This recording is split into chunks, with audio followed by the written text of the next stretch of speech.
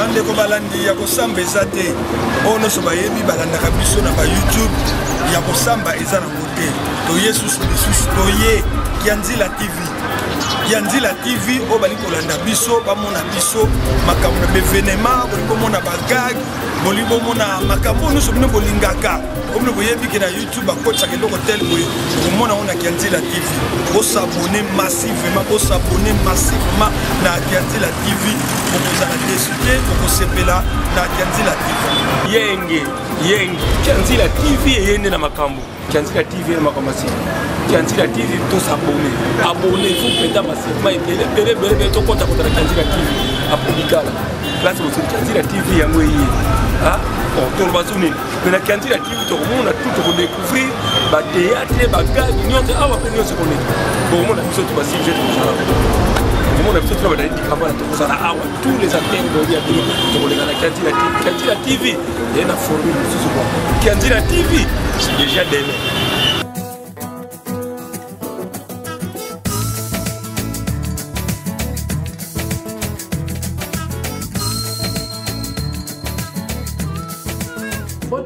Mbote na biso na balandi na biso ya Kianzila TV mbote na babone na biso ndeka tolobaki 2019 pour travailler pour l'accès niveau pour le musala Kianzila TV 2019 lingi et pesa pe information ya solo 2019 to lingi pizza pour l'accès niveau pour l'accès mayele pizza mayele ya makasi pour media sana makila kolobeza na makila Kianzila TV est déplacé etiki colonne etiki allemagne ye kolandela bino mbuta na biso on a baka mystique sur mystique mbuta chikeva lelo tuza na Paris na mboko oyo sa résident na mboko ofungi mbango atinda yepo aya kosala musala na ye oyo azali mandaté pa simu kimbango fumu kimbango de tungunwa tuza na bino awa lelo na mbuta chikeva longi na biso na kati Europe oyo bikolo yo aza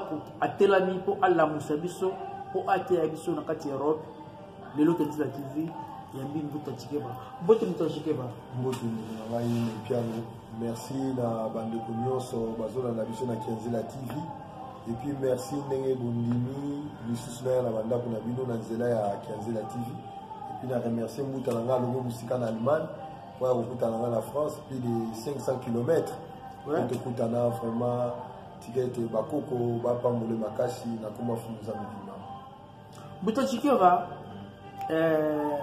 mitune ze tunama nani mbuta chikeva alobi ye azangunza mbuta chikeva andimi na yeke azandoki mbuta chikeva amilati na ye kingunza potoyebi ke balbako bangunza baza bandoki yango lelo Kianzila TV e yambeli bino mbuta chikeva po etu na mbuta chikeva yo ozali nani na mbuta chikeva bon ndeko na ngai ne pia mona bandeko basola nanga na Kianzila TV ngala zangunza na bandiki ngunza na 1991 na Mbanza Bilaka c'est là que na bandiki ngunza naza ne Congo mona Congo bientôt tila RDC na botami na Kinshasa na yali mutu ya Congo central na territoire ya Lukula na collectivité ya Kakongo oyo kulit na biso mwana nsemi que je respecte beaucoup le baga mbwetete ya Kakongo naza mukwa Congo tolobaka kikwa Congo pa na biso village na ngeza Kaivema donc naza Congo alors na bani kinguza na janona à l'âge de 14 ans en 1991 et la chance n'a à l'âge de 16 ans mais voire même tant que ça na papa Bachaka David ba o batamona na Fumudimba on a ma papa Mbumba de na kutana kutuna papa mwana nsemi et j'avais 16 ans cette époque-là donc c'est vrai ndenge moko lobi banguza à l'époque era Zaïre avant même ba réveil au samano benga zo banduki ba benga zo ba féticheur mbuta wana nga mwana mukela zana batata mikolo bongo ba papa nsango pamba ba papa bavweza ba papa kokakila baingisa wa former mama nanga wa koma nguza ngana ya koma nguza donc papa kokakila baingisa donc pour vous dire que bandeko benga so bandoki ba benga so ba féticheur donc kinguza ezaki la forme wana ezaki présenter les bon lelo siko ekomi nango mutu nyoso alati yango et na remercier bateau de soiseau la tango ba bengi ba bangunza lelo. C'est bien parce que ba rejoindre biso à l'époque to ki ba féticheur ba linga ki ngote mais avec le réveil oyo ba d'abord na bundu dia Congo tant ba ça ba réveil na ye ya ko la musa ba to bazonga na bokoko ba zonga na bokoko na bango ba papa kusu pe ba ye na ba réveil na bango. C'est alors que ba congolais ba komi ko mona ke kombo ya kingunza eza ndenge bango ba fini biso te ba ndoki na ba féticheur. Donc na zangunza celui même érigé et même pour faire passer ma image na papa sango pamba na zo sauter basket. Donc na zangunza depuis 1991 qui vous attend dans le belango na ba réseau na lokota ngo boyete bandelinga na potote na bandengo banda Congo bana 1991 ba yaya ba bikolo ba monanga na botama bana lemba bazai belé ba yebinga depuis âge ya mwana muke à l'époque ba benga banguza ba mpevalongo. C'est ça yango ba benga ngo. Il y avait une mission prophétique, il y avait l'église du Saint-Esprit, et c'était là les églises où ils ont parlé si Kimouza. Mais il fallait pas bien avoir un combo pour baser mikanda. Ni t'étais ma forme wana, pourquoi vous avez mikanda officiel, tu peux pas exercer du sala. Il y a une mission prophétique, il y a une l'église du Saint-Esprit, il y a mais c'était le bébé vialongo banguza bango. C'est parce que on te ba pizza aux angunza, on dit nous angunza. Mais tu te ba buta Freddy aux anani. Nani mutu ambanata yo po bana koloba na télévision po bana koteya po bana koloba mbango finalement yo oza nani oza espion yo zakaka denka to muba pasteur bazo mi bakaka boye ala mutu alubilar na ye akomi pasteur yo komi mbunja kaka nani mutu ambanata yo mbuta ngai naza espion te depuis 1990 ba bienga kimbango mutu ba kimbango mutu biekinga. Donc celui lelo nazolo ba pona kimbango ngala yeba kimbango depuis 1991 nazalo kwa bato yebi kimbango lelo. Donc ngai na bandiko vivre kimbango depuis 1991 l'église banguza nyonso soko zakami po bikola po nia kisafolo ba kimbango. Mais il veut Kimbangu. Kimbangu azana bana na ye, azana lipoto na ye, papa Marto baza awana Paris, mama mulu mari baza awana Paris, papa Sami bajangende baza na Bruxelles. Mais bino ko ba komuka ka fumu Kimbangu. Bela mwe ko kopé to fuda. Te, eza kopité, d'ailleurs papa Diangenda que je respecte beaucoup. Aloba Kimbangu ya solo baza libanda baroya. Allo belango papa Diangenda. Voilà, clé la minoa. Te, clé la papa Diangenda la dimension spirituelle zaki na papa wana ayebaki siècle lelo. Ayebi ke bana papa Kimbangu zaka bana ne bana biologique te famille Kimbangi c'était Kimbangu abota bana belé. Kimbangu abota mokili mobile. Kimbangu abota mokili mobile. Bon, c'est ça. Buka chike bana pesi yo 5 minutes. Na 5 minutes wana mekana noko na lengi mokili eyeba yo. Mila kisa. Musala na yo na 5 minutes wana ndenge no banda musala na yo nini pokoza na ngoposa ndenge no zokeni. Bandeko bazolanda ngai na Kianzila TV. Ndenge na hote koloba ne bandeli ngai na yali mosali konfumu nzambi to Kimbangu. Et na bandi misala kingunza na 1991 na Kinshasa. Donc na bandi kingunza lelo te na poto o moninga na lati mvuela nazo dumuka nazo sauter basket na bandi ngo banda Congo. Na parcours na ngai na vandi na bangunzo ya minene. Papa Samopamba, papa Bukakila, papa Bachaka akufa lelo Sikazali, papa Bavweza, papa Mouya Lumbala, papa José Lufote Mambweni, papa mama Kalanga, mama Vemba, mama Kiaku, banguze bele. Et puis la parcours na ngai pe na formé pe banguza.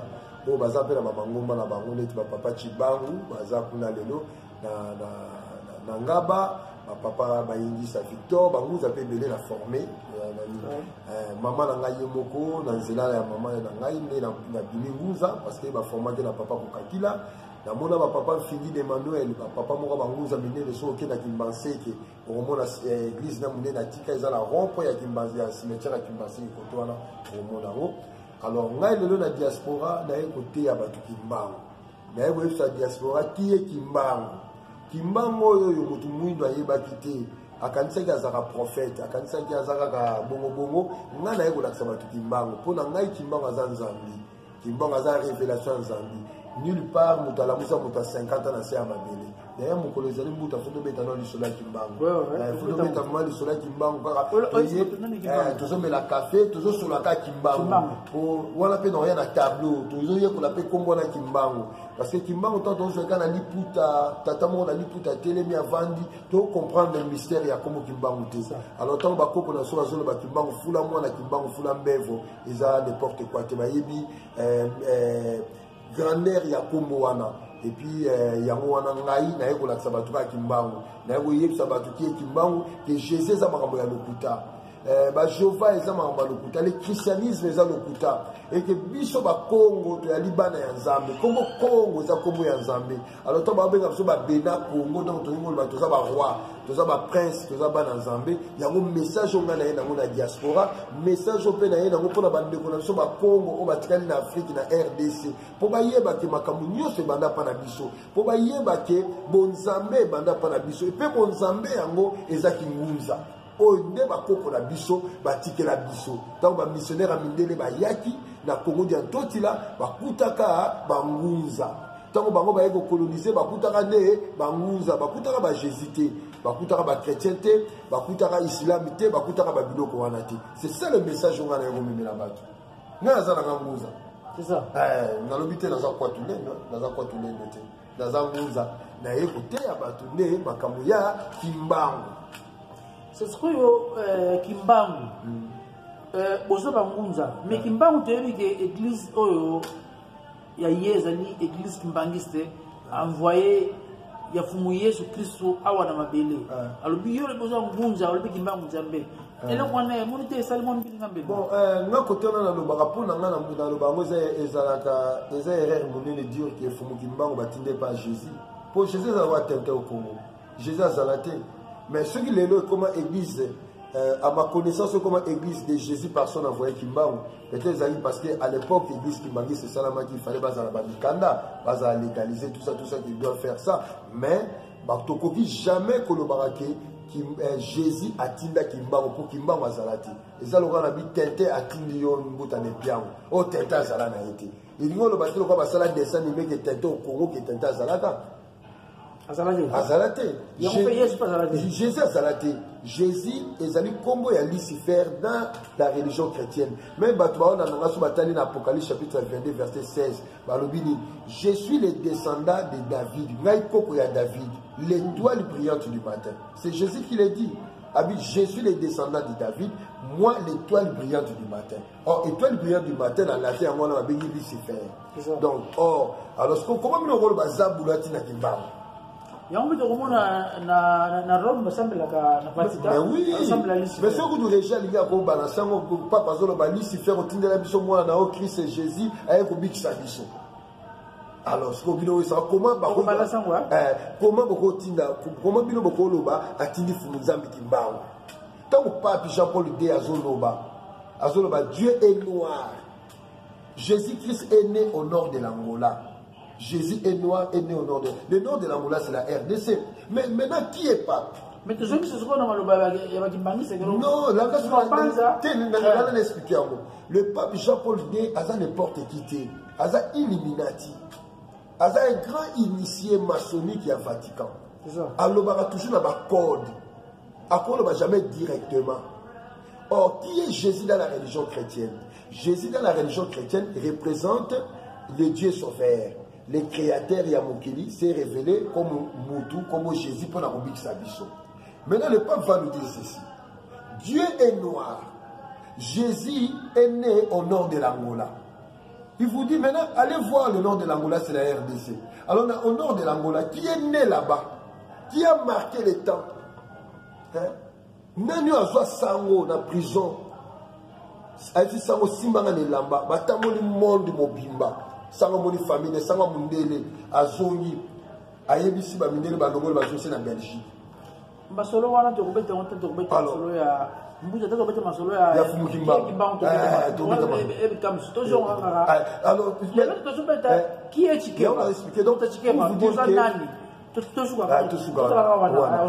pour conclure la question, je vais répondre. On a conclu pour vous dire que tant que papa le bibongo, c'est Kimbang. Donc, Jésus est noir, c'est Kimbang. Les sauveurs, c'est Kimbang. Dieu est noir, c'est Kimbang. Alors, Naï, Chikeva, Simbilila, Chinzambi, Magema, Komonanga, Fédés à Ralsuté, Fédés à Makumomere, Naï, Naïli, Mouza, Moussali, Kwafumu, Zambi, et Kimbang. Na l'ère du verso, na yeko laksabande kunanga ikimbangu. Na yeko yebsabande kunanga batika ba jésulatrie, batika ba jovalatrie, batika ba christianisme, batika ba islam. Na yeko talisa na bande kunanga biso ba Congo, tozali ba roi, tozali ba prince, tozali ba konzi. Biso ne photo dominer na mokili oyo. Mama toto ezali ya biso. Un Congo akoyisu ko nyoko mate. Pour Congo nde aboti batu nyonso. Comme au Congo, et dit que maman a tombolaka. Il y a toujours derrière une femme, un homme fort. Il y a toujours une femme forte. Quand on a biso, on a dessiné quand Zambé na kombo ya maman pour tout l'endo. Comme au Congo, il y a Zambé. Donc, on a yé pour la hôtel Sabato. Il y a dit Chikeva, Simbili, la Tchizami, la Niema. Je suis un simple Congolais, un hôtel abandonné. Mbuto Chikeva ozali Congolais ya ngamuni. Ya Kinshasa. Ya Kinshasa. Apara ba utwa. Bapara nanga ba uti na Kaivema na Kakongo. Oyebi tanto ali na royaume Congo, babaki royaume ya Kakongo. Donc bapara derrière Koko nanga ali le chef coutumier ya Kakongo. Kakongo za na na Bakongo. Na Bakongo, Kakongo za la Congo central. D'ailleurs tant ba makesa bunga Congo ba bomba na Bakongo, ba bomba na forêt na. Na ali descendant ya chef coutumier. Na mo pe za prince. So na kena village na la Kaivemba, ba mema ba yamba na Chipoyo. Bazo beta masasi ni kolombuta to ko ke no mo. Et Koko na ngai général Chikeva o aboti mama na nga. Général Chikeva. Général Chikeva, celui érigé ni bomba na semaine photo na Ali l'un des pères fondateurs ya armée ya Zaïre. Yemta bamona général Koko ne ba mema mobutu na pouvoir. Yemta sala kanseta. Yemta sala kotakoli o formaka ba commando ya Congo. C'est ça. Na libota ya Mbuta Chikeva ozali combien na libota na bino? Na libota na ngai papa na biso boti biso ebele. Ebele. Boti biso ebele. Naza bande ko dele. Na kota kutata na nga na kota mu mama na nga baza ba mona sur na poto na France. Monsieur baza na Suisse, monsieur baza na France, kota maman na nga pe toza ebele. Donc je vraiment une famille nombreuse en ça. Mbuta Chikeva baza marié. Oui, baza marié. Nazali na mwasi na ngai na bana na ngai bana na ngai 7. Bana 7. Donc j'ai 3 filles et 4 garçons. C'est qu'on a une kunza bolota peut-être là. Toi t'as peut-être bilonga mindele. So ndani ba baza marié. Non, moi c'est pas ça. D'abord, Liba les salama na ninga beaucoup ezali ba loi ko bakoko na miso bacha. OK. Donc songo bala moi sinon faut que nous doter il faut que nous kanga lopango. Donc nulle part la tradition Congo au kanga moi sinon le panga pour bala timino bague non. Ceux comme on lata ma bague les deux années passer modernisation ba travaux ni basa na poto. Donc bakoko na biso ba zora masanga ba mili ba pesi ba ngolo na. Relation ni Mbuta Chikeva na mwana bandeko oyo bozo lebela comment fumba awa na Europe principalement na mboko vandi na France. Bon ngai naza bien na mutu nyonso. Na la problème na mutu moko te po mutu moko taza ennemi nanga. Et frère ennemi nanga za mundele ba reptilien ba satana wana ba nyokola ba congolais o batinde la sobe Ebola o batinde la soba ni bango ni ennemi nanga. Ndeko nanga moko te Congo ko za ennemi nanga parce que ndeko nanga Congo za une partie de moi. Ngale tout ça la même cause. Toujours buda pone loko moko. So ndeko nanga moko Congo asunga kumisinga ennemi na yé moko ndabi éviter. Parce que vrai ennemi ya ngana yé eza mindele. Donc du coup, nous allons comprendre que nous sommes ennemis. Au Sahara, en France, na l'église, na l'ingomba nini, na l'isanga nini. Bon, biso kilongo na seza mbanza bilaka. Eza kilongo banguze, eza église te. Parce que comme église est outil na grec ecclésia, nous on va ensemble des hommes libres. Ça n'a rien à voir, même la Bible est là emprunté dans la rédaction de la Bible. Donc comme église, on va ensemble des hommes libres, des hommes politiques qui font de la politique. Il y a moi l'église.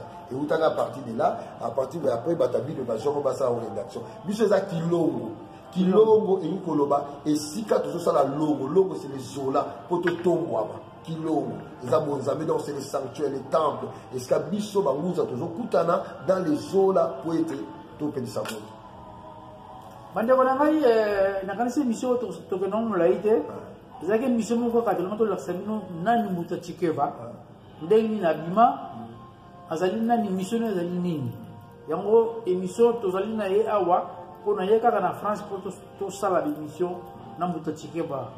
Boko mona na Kanzila TV akoloba dans l'émission belé to sala na ye pona ko lamusa kaka bayindo ko tango ya mekoki to tseleka na 2 ans pamba peut comme en 2021 pour bilaka fondement ko bisama yango to lié to yamba mbuta chikeva to solo na ye ate ya biso ala musabiso ala so nzela ya solo mbuta chikeva posa na yo pona ba congolais na diaspora za nini posa na ngai ya ba congolais ya diaspora et sengeli baye ba que lobi qu'on a besoin d'aller dans les eaux là. Nous comprendre les valeurs et à zola.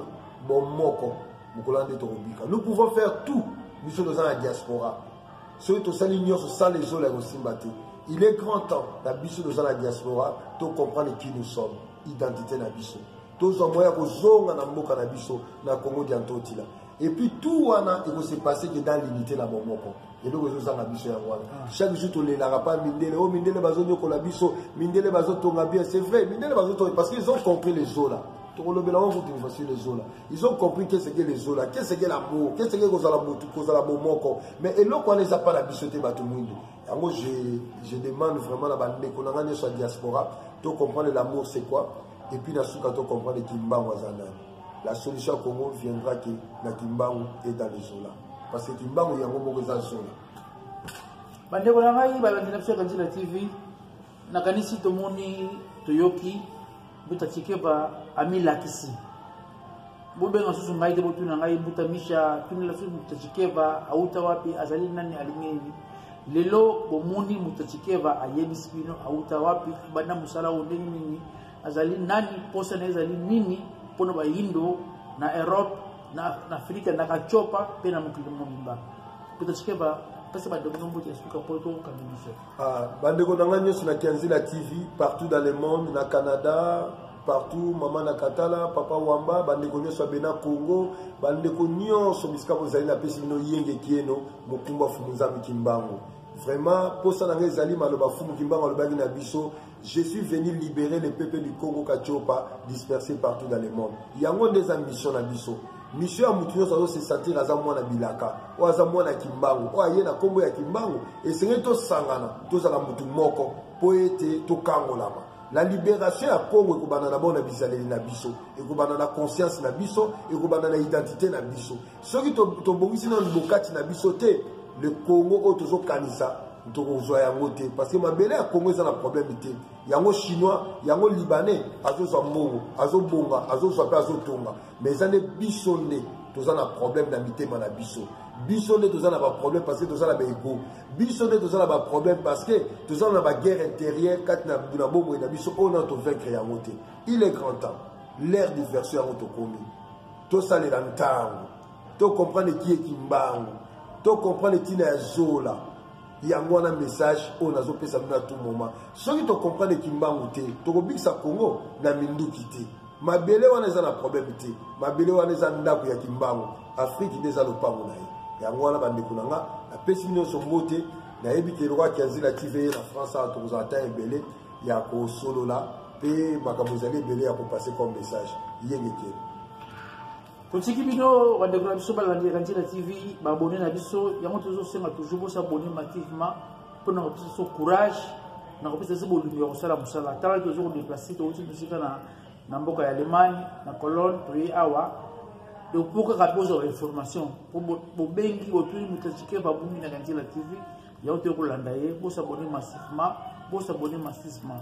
mutalanga ni moila yo yebi masolo to solo ko yebi na sawa na Paris to kumuna na pote to masolo tsikali taka toujours na kate ka ya bomoko ya Congo pona ko bunda bela ba Congo na biso mutene litonali yo azali kuna na kisasa na mboka ba Congo na tutika te ba Congo mabatela ye retourner za malamu na tiki bino to sai lo mona bino na sigi vraiment bande ko bolanda ngai na ba vidéo na Kanzila TV même bozaka na Kianzila TV te bato nyonso bonananga na bandako na bino o bosepelaka na maloba o na lobaka vraiment nasengi na bino bosabone na Kianzila TV bosabone vraiment massivement et ça très important bosabone sika te fungi bango azala na bino bosobone na ingeta ukele yango yo émission na bino yango yo kasi bokoleka na plateau ya nebiango akoyamba bino mpo boya kofungula bayindo miso bolamusa bango mpo bayeba kibo bango oya kotala oya koyoka oya komona kibo na meso ukele ekolobisa onini tozonga na nzela oyo tobungelaki oya kotala oya koyoka zasuna tango ya kolala te ekomi tango biso po tolamuka moto moyindo polamuka kiele ningi yo ozala ndenge nini futuka wana ya pambo ya pedila ukela ye po azongiso na nzela wana po ozonga na nzela bosolo na yo ukele yango ye ukele ye na tongo po elamusa yo kibo biso ukele nde ekati makambo biso te Ukiele, votre émission de toujours. Ukiele.